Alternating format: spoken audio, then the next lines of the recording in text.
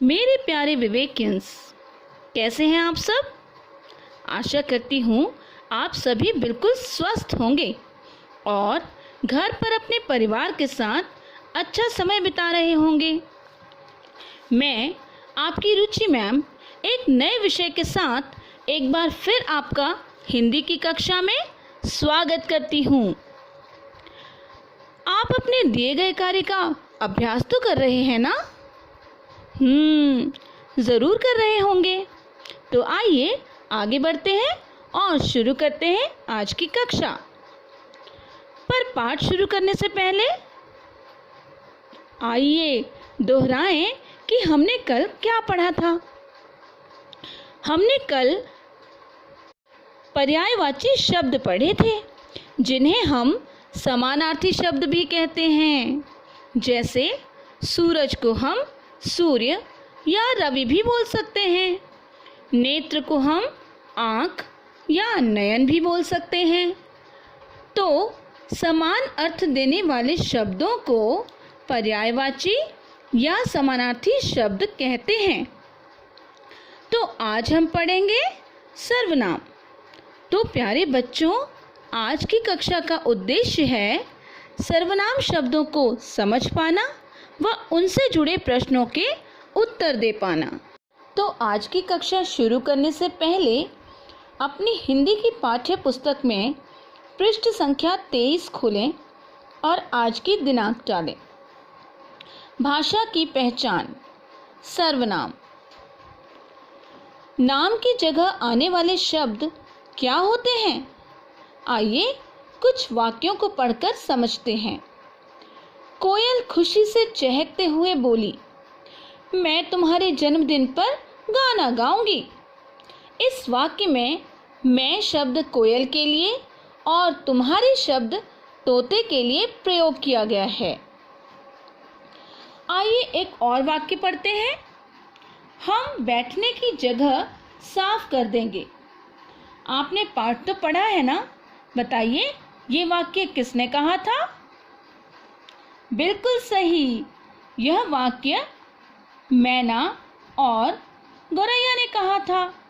तो इस वाक्य में हम शब्द का प्रयोग मैना और गौरैया के लिए किया गया है। अगला वाक्य ध्यान से सुनिए। तोते, क्या तुमने कौवे को जन्मदिन पर नहीं बुलाया? वह हमारा पड़ोसी है। इस वाक्य में तुमने किसके लिए प्रयोग किया गया है? तोते के लिए। और वह हमारा पड़ोसी है, वह मतलब कौवा। तो इन सब वाक्यों में आपने देखा कि संज्ञा शब्दों के स्थान पर हमने कुछ अन्य शब्दों का प्रयोग किया है। जैसे मैं, तुम्हारे, हम, तुमने, वह। तो यह सभी शब्द सर्वनाम शब्द कहलाएंगे, क्योंकि संज्ञा के स्थान पर प्रयोग होने वाले सभी शब्द सर्वनाम शब्द कहलाते हैं। इन्हें हम सबका नाम यह भी बोल सकते हैं या फिर सर्वनाम भी बोल सकते हैं। आप सोच रहे होंगे कि यदि वाक्यों में संज्ञा का प्रयोग करके वाक्य ठीक हैं, तो सर्वनाम शब्दों का प्रयोग करने की क्या ज़रूरत है? तो आइए कुछ वाक्यों को सुनकर पता लगाते हैं कि सर्वनाम शब्दों की आवश्यकता कहाँ और क्यों होती है। ध्यान से सुनिए और सोचिए कि क्या ये वाक्य बोलने में और सुनने में सही लग रहे हैं। राम कल चिड़ियाघर घूमने गया। राम राम के पिताजी के साथ गया। राम ने वहाँ तरह तरह के जीव जंतु देखे। राम बहुत खुश हुआ।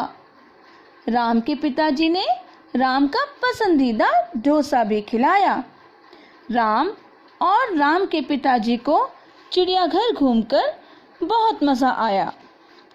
तो आपने सुना इन वाक्यों में राम और पिताजी शब्द का बार बार प्रयोग हुआ है, जो बोलने और सुनने में कुछ अच्छा नहीं लग रहा है और भाषा में रुकावट आती सी भी लग रही है। अब ज़रा इन्हीं वाक्यों को इस तरह सुनिए। राम कल चिड़ियाघर घूमने गया। वह अपने पिताजी के साथ गया। उसने वहाँ तरह तरह के जीव जंतु देखे। वह बहुत खुश हुआ। उसके पिताजी ने उसका पसंदीदा डोसा भी खिलाया। उनको चिड़ियाघर घूमकर बहुत मज़ा आया। इन सभी वाक्यों में हमने बार बार संज्ञा का प्रयोग न करके सर्वनाम शब्दों का प्रयोग किया है। तो सुनने में कौन से वाक्य ज़्यादा सही लग रहे हैं आपको, पहले वाले या अब वाले? एक ही शब्द का प्रयोग करने पर वाक्य कुछ अटपटा लगता है, पर उनकी जगह जब हम सर्वनाम शब्दों का प्रयोग कर लेते हैं तो वाक्य सहज और सरल हो जाते हैं और सुनने में भी अच्छे लगते हैं। तो मुझे पूरा विश्वास है कि आपको सर्वनाम शब्द और उनका प्रयोग समझ आ गया होगा। अब आइए जानते हैं कुछ और सर्वनाम शब्द।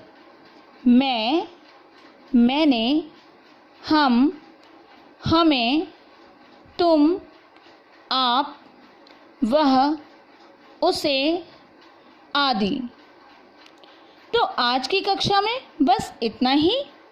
आप बार बार कराए गए विषयों को पढ़ें, उनका अभ्यास करें और निपुण बने।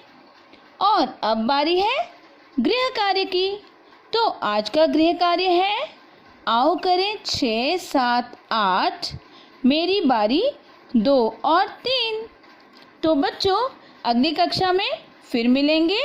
तब तक के लिए घर पर रहिए, सुरक्षित रहिए। आपका दिन शुभ हो।